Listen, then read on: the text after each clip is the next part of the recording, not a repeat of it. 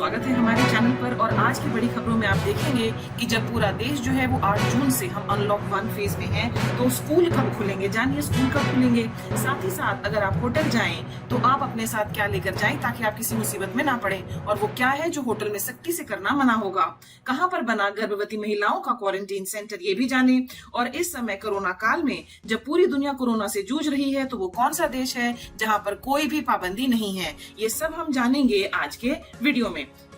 शुरुआत करते हैं कोरोना के मामलों से। तो भारत में कोरोना पॉजिटिव मामलों की कुल संख्या क्या है? पिछले 24 घंटों में मैं आपको बता दूं कि 9,987 नए मामले सामने आए हैं। संक्रमितों का जो आंकड़ा है वो 2,66,000 के पार है।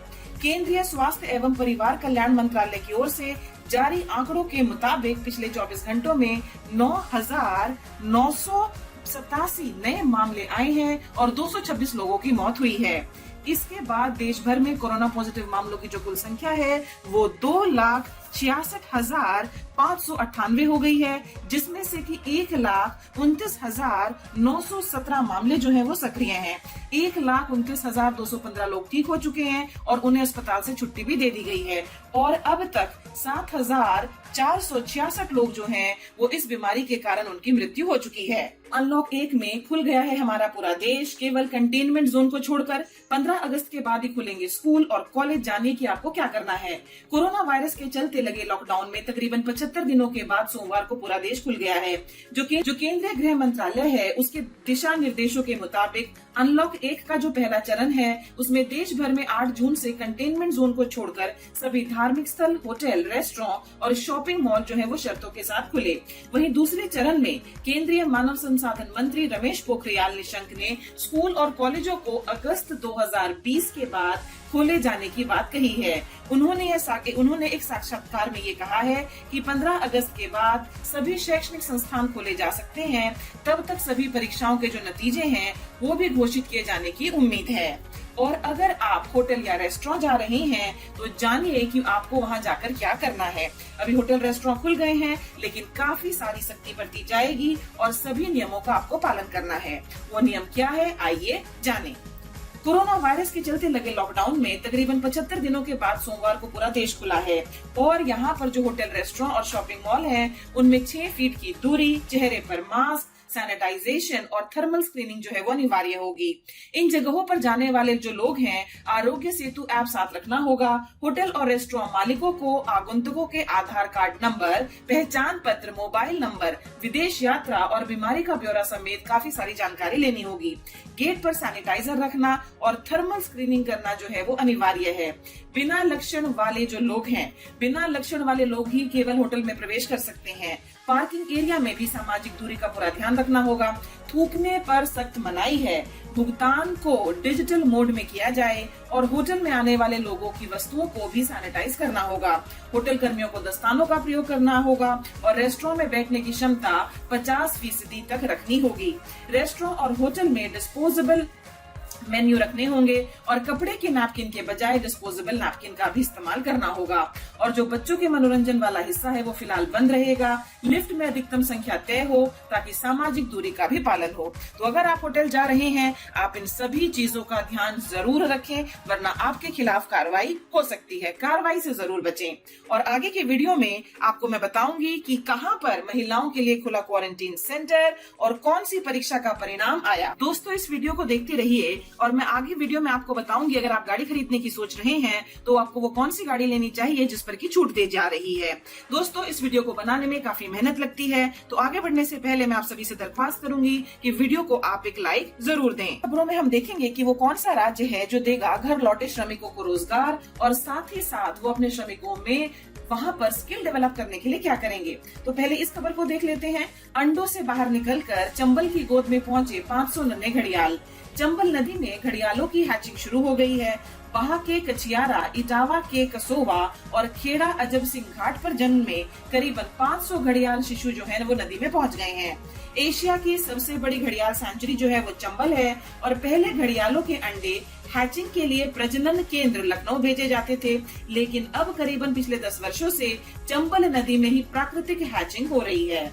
अगली खबर जो है वो तेलंगाना से, और यहाँ पर मैं आपको बताना चाहूंगी कि तेलंगाना वो राज्य बन गया है जिसने बिना परीक्षा लिए 10वीं की कक्षा के जो छात्र हैं उनको पास करने का फैसला किया है।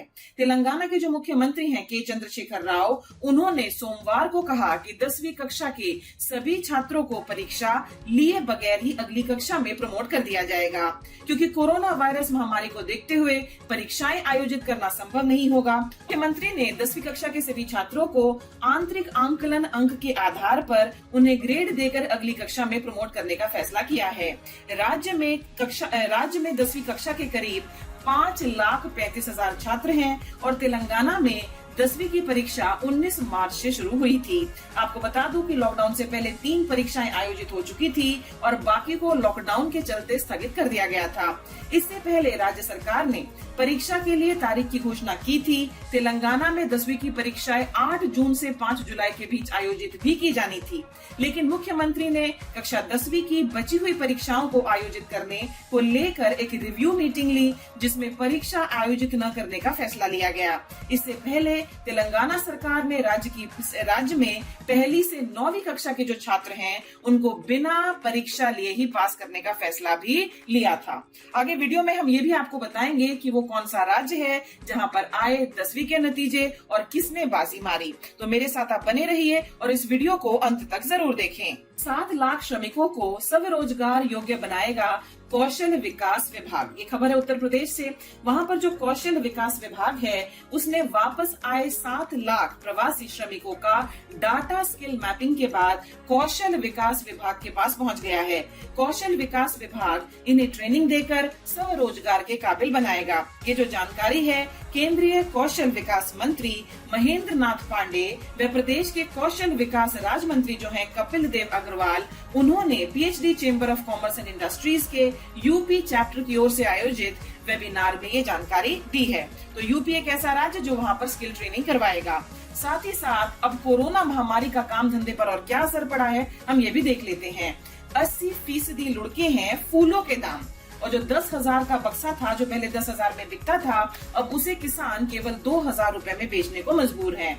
अपनी महक, रंग और ताजगी के लिए मशहूर सिराज घाटी जो कि हिमाचल प्रदेश में है, उसके फूल देश भर में सप्लाई होने शुरू हो गए हैं। इस बार कोरोना के कारण के 80% तक गिरावट आई है। 10,000 फूलों का जो बक्सा था अब वो केवल जो पहले 10,000 में बिकता था ऐसा बक्सा जो है अब वो महज 2,000 रुपए में बिक रहा है और किसान काफी मजबूर हैं। इससे किसानों की चिंताएं हैं जो बढ़ गई हैं, लेकिन उन्हें इस बात की राहत है कि कम से कम कुछ तो मिल रहा है। 22 गाड़ से करीब 2.5 माह के बाद जो पहली फूलों की खेप है वो दिल्ली पहुंची है। आगे इस वीडियो में आप जानेंगे कि वो कौन सा स्थान है जहां पर महिलाओं के लिए बना क्वारंटीन सेंटर, और साथ ही साथ हमने ये भी हाल ही के दिनों में देखा है कि हमारे जो श्रमिक हैं उनके लिए सभी दिशाओं से बुरी खबरें आई हैं। तो श्रमिकों के लिए क्या अच्छी खबर आई और वो कौन लेकर आया ये भी हम आपको बताएंगे। इस चैनल पर हम देश और दुनिया की खबरें सबसे पहले आपको बताते हैं। अगर आपको भी ये खबरें सबसे पहले चाहिए तो आप चैनल को सब्सक्राइब कर दें और बेल आइकन के ऊपर जरूर क्लिक करें। छत्तीसगढ़ में बना गर्भवती महिलाओं के लिए क्वारंटीन सेंटर। छत्तीसगढ़ का जो बिलासपुर है वहां पर गर्भवती महिलाओं के लिए अलग से एक क्वारंटीन केंद्र बनाया गया है।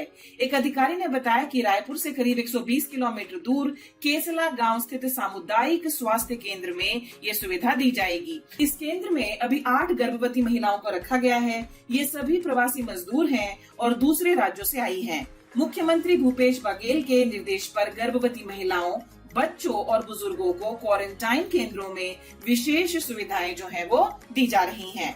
आपको मैं बताना चाहूंगी अगर आप गाड़ी खरीदने वाले हैं तो आपके लिए ये जानना बेहद जरूरी हो जाता है कि ग्राहकों को लुभाने के लिए किस गाड़ी पर मिल रहा है भारी डिस्काउंट। वीडियो को अंत तक आप जरूर देखें और साथ ही साथ आपको ये भी बताऊंगी कि प्रवासी श्रमिकों के लिए क्या है खुशखबरी। मारुति सुजुकी एक्सप्रेसो की खरीद पर मिल रहा है 48,000 तक का डिस्काउंट। आपको मैं बता दूं कि कोविड के बाद लॉकडाउन की वजह से जो ऑटोमोबाइल इंडस्ट्री है उस पर बहुत बुरा असर पड़ा है, लेकिन अब भारतीय ऑटो जगत जो है सामान्य स्थिति की तरफ लौटता नजर आ रहा है। इस समय वाहनों की बिक्री बढ़ाने के लिए जो वाहन निर्माता कंपनियां हैं वो कई तरह के आकर्षक ऑफर्स लेकर आई हैं। मारुति सुजुकी ने भी कई ऑफर्स पेश किए हैं, जिनमें एस्प्रेसो की खरीद पर 48,000 रुपए तक का कैश डिस्काउंट जो है वो दिया जा रहा है। सुप्रीम कोर्ट ने दी प्रवासी श्रमिकों को राहत। सुप्रीम कोर्ट ने 15 दिनों में सभी प्रवासियों को वापस भेजने को कहा, काउंसलिंग सेंटर बनाने को कहा और सड़क पर चलने के खिलाफ दर्ज मामले में केस वापस लिए जाएं, ऐसे आदेश दिए हैं सुप्रीम कोर्ट ने। जो प्रवासी मजदूर हैं उनको लेकर सुप्रीम कोर्ट द्वारा बहुत ही अहम आदेश सुनाया गया है। मजदूरों को भेजे जाने, रजिस्ट्रेशन और उनके रोजगार की व्यवस्था जैसे काफी महत्वपूर्ण बिंदुओं पर सुप्रीम कोर्ट ने केंद्र एवं राज्य सरकारों को निर्देश दिए हैं। प्रवासी मजदूरों को लेकर सुप्रीम कोर्ट ने मंगलवार को एक बहुत ही महत्वपूर्ण फैसला सुनाया। अपने फैसले में सुप्रीम कोर्ट ने कहा कि प्रवासियों को 15 दिनों में वापस भेजा जाए। प्रवासियों को नौकरी देने के लिए एक स्कीम तैयार हो, रोजगार प्रदान करने के लिए डेटा की जांच हो और साथ ही प्रवासियों की पहचान के लिए योजना भी निर्धारित हो। प्रवासियों की स्किल मैपिंग हो ताकि तय करना आसान हो कि उन्हें कुशल या अकुशल कौन सा कार्य दिया जाएगा। प्रवासियों के खिलाफ साथ ही साथ जितनी भी शिकायतें व मुकदमे दर्ज हैं, उन सभी को वापस लिया जाए। सुप्रीम कोर्ट ने राज्यों को भी आदेश दिए हैं कि 15 दिन में बचे हुए श्रमिकों को अपने अपने गांव तक भेजे। श्रमिक ट्रेन ज्यादा चलाई जाएं ताकि उनको यात्रा के लिए अप्लाई करने के 24 घंटों में ही ट्रेन मिल जाए। अगली बड़ी खबर में दोस्तों मैं आपको बताऊंगी कि जो एनडीआरएफ है, एनडीआरएफ के 76 जवान जो हैं वो कोरोना पॉजिटिव हुए। अम्फान चक्रवात के दौरान बंगाल में तैनात 50 जवान भी इसमें शामिल हैं। एनडीआरएफ के जो महानिदेशक हैं सत्यनारायण प्रधान, उन्होंने बताया कि राष्ट्रीय आपदा मोचन बल के सभी कर्मचारियों में कोरोना के कोई लक्षण नहीं दिख रहे हैं, लेकिन सभी को निगरानी में रखा गया है। एनडीआरएफ के अनुसार जिन 26 और जवानों में कोरोना पॉजिटिव पाए गए हैं वे दिल्ली में तैनात थे, जिनमें से कुछ मुख्यालय से जुड़े हैं और शेष 50 जवान जो हैं वो कटक में संक्रमित पाए गए थे। वे पश्चिम बंगाल में अम्फान के दौरान अपना काम करके वापस आए थे। तो बहुत बड़ी संख्या है ये जिसमें हमारे जवान जो हैं वो संक्रमित हुए हैं। अगली खबर गुजरात से मैं आपको बताऊं कि गुजरात बोर्ड जो है उसने 10वीं की परीक्षाओं का रिजल्ट घोषित कर दिया है और वहां पर किसने बाजी मारी है? इस बार लड़कियों ने बाजी मारी है। इस बार गुजरात बोर्ड की 10वीं की परीक्षा जो है उसमें 60.64% स्टूडेंट्स को सफलता मिली है। पास होने वाले स्टूडेंट्स में 56.53% लड़के हैं, जबकि लड़कियां जो हैं वो 66.02% के साथ उन्होंने बाजी मार ली है। तो गुजरात है जिसने की रिजल्ट डिक्लेयर किया है और तेलंगाना वो राज्य है जिसने ये फैसला किया कि हम 10वीं की परीक्षा लिए बिना ही बच्चों को प्रमोट करेंगे। Gujarat secondary and higher secondary education board ने 10वीं परीक्षाओं का रिजल्ट जारी कर दिया और गुजरात बोर्ड ने निर्धारित समय से पहले ही रिजल्ट जारी किया है। ऑफिशियल वेबसाइट पर ये रिजल्ट आप देख सकते हैं। तो आप में से जितने लोग ये रिजल्ट देखना चाहते हैं ऑफिशियल वेबसाइट विजिट करके आप देख सकते हैं। अब मैं आपको यहाँ पर बताना चाहूंगी कि न्यूजीलैंड वो पहला कंट्री बन गया है जिसने अपने आप को दक्षिणी गोलार्ध जो है हमारा वहां पर कोरोना फ्री घोषित किया है। ठीक है, तो न्यूजीलैंड ने खुद को कोरोना वायरस फ्री घोषित कर दिया है। सोमवार को यहाँ पर आखिरी मरीज को अस्पताल से छुट्टी दे दी गई है। यहाँ पिछले 17 दिनों में संक्रमण का कोई भी नया केस नहीं आया है। यहाँ देश भर से लॉकडाउन पूरी तरह से हटा लिया गया है।